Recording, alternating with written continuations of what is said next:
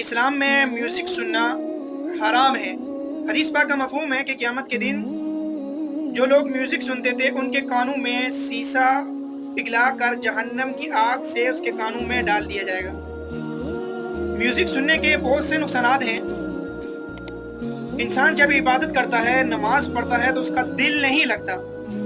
इंसान हकीकी इश्क को छोड़कर मजाजी इश्क की तरफ चला जाता है। आज हमारा माशरा इसीलिए तबाही के दहाने पे खड़ा है, क्योंकि लोग हकीकी इश्क को छोड़कर मजाजी इश्क की तरफ चले गए। क्योंकि नौजवान कहते हैं कि म्यूज़िक सुनना हमारी रूह की ग़िज़ा है, हालांकि रूह की जो ग़िज़ा है वो कुरान की तिलावत है। तो म्यूज़िक सुनने से इंसान का दिल इबादत में नहीं लगता, कुरान की तिलावत में नहीं लगता, इंसान हर वक्त गुनाहों में मुब्तला रहता है।